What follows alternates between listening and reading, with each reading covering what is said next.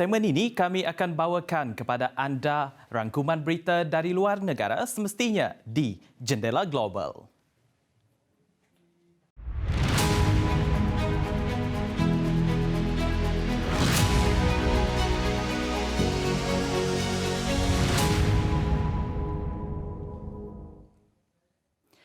Selepas dilanjutkan sejak 5 Oktober lepas, kini pemberlakuan pembatasan kegiatan masyarakat atau PPKM tahap 2, 3 dan 4 di Indonesia ditamatkan pada 18 Oktober. Ridwan Siregar ada perinciannya. Sampai sekarang pemerintah telah memberlakukan perpanjangan PPKM sebanyak 10 kali. Sampai saat berita ini dibuat, belum diketahui secara pasti apakah setelah hari ini pemerintah akan menghentikan PPKM secara total atau memperpanjangnya lagi dengan hanya memperluas kebijakan dalam relaksasi mobilitas warga. Pemerintah Indonesia sebelumnya mengaku akan terus mengevaluasi pelaksanaan PPKM di seluruh wilayah Indonesia setiap 2 pekan sekali, dengan penetapan PPKM yang bertingkat atau berlevel di seluruh wilayah yang akan ditetapkan ulang berdasarkan hasil evaluasi dari sejumlah indikator penilaian, seperti jumlah kasus positif COVID-19, kasus kematian, kasus kesembuhan, tingkat testing dan tracing, tingkat keterisian tempat tidur rumah sakit, hingga capaian vaksinasi di wilayah masing-masing tersebut. Berdasarkan data Satgas COVID-19 per Minggu 17 Oktober, pada periode 22 September 4 Oktober, jumlah kumulatif penambahan kasus positif di Indonesia mencapai 24.000 lebih kasus. Sementara itu, pada periode 5-17 Oktober, jumlah kasus positif tercatat mengalami penurunan menjadi 14.000 lebih kasus.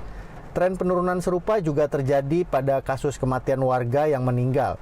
Dalam data yang sama, tercatat angka penurunan selama 2 pekan terakhir pelaksanaan PPKM yang ke-10 ini juga diikuti dengan penambahan kasus kesembuhan.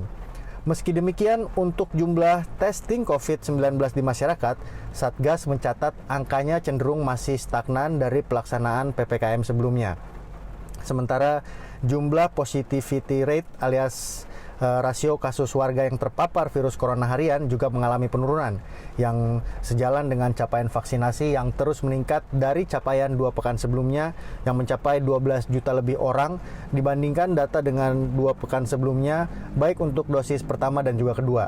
Namun bila dilihat dari perkembangan kasus dalam 2 pekan terakhir, Satgas Penanganan COVID-19 mencatat adanya tren penurunan kasus positif yang cukup signifikan pada sejumlah daerah dalam 2 pekan terakhir.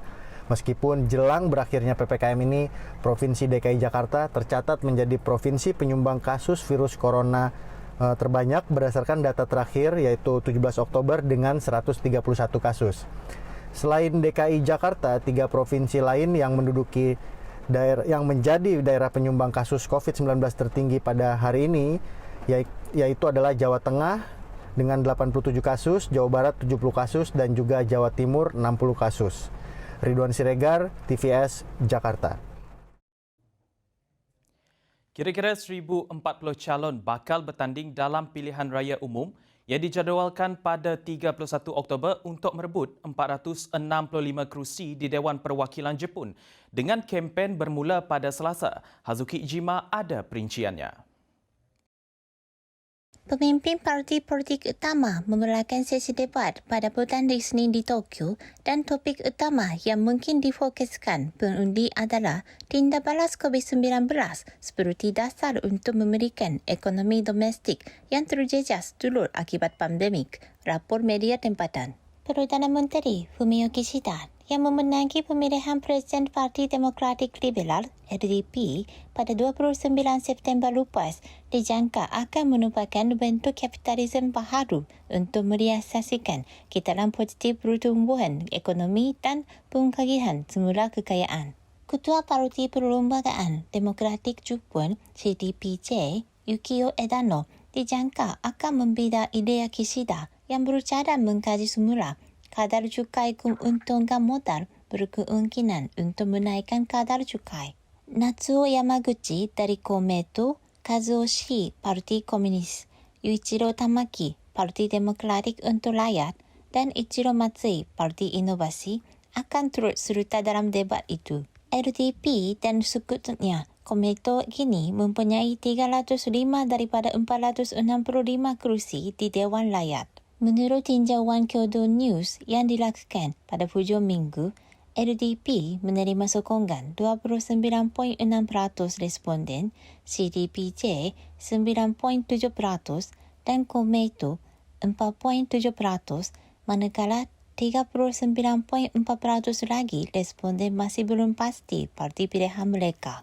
Hazuki Iijima, TBS, Tokyo.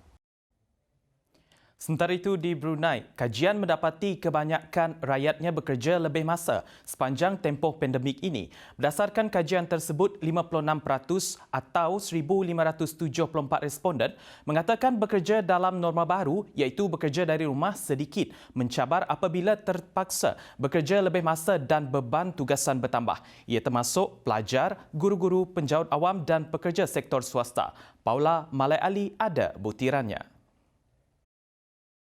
It's been more than a year since Brunei Darussalam reported 0 cases of the coronavirus. And then August 2021 came upon us, resulting in the country's second COVID wave hitting the nation. And whilst we're all continuing to adjust to this new norm where both work and education is done online, for many, not going into the office and working from home seems like a great idea, but it does, however, bring with it some challenges. Many teachers have reported work burnout as they grapple with not only having to teach themselves, but to then prepare online teaching material for the students. It's also a physical challenge. Some teachers have been having eye strains and neck muscle issues as well. And there are concerns of mental health being a problem as well with the civil servants, as a significant number feel the need to work all day as they deal with superiors who assign tasks outside of the office hours. The irregular working hours and frequent online meetings have led to concerns of mental health, well-being and frustration. And the same scenario can be said about the private sector, citing really long hours as being unfair. They are struggling to find that balance between work and home.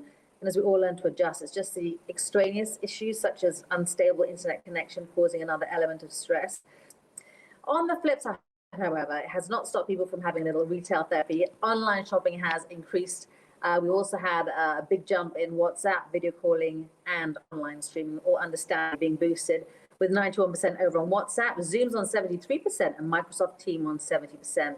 As we look around our little country, there is a general feeling that very soon the new normal will very much be simply normal. Paula Malai Ali, TVS, Brunei. Baiklah, laporan itu tadi mengakhiri Jendela Global untuk malam ini. Saya Februari James, salam hormat dan selamat malam.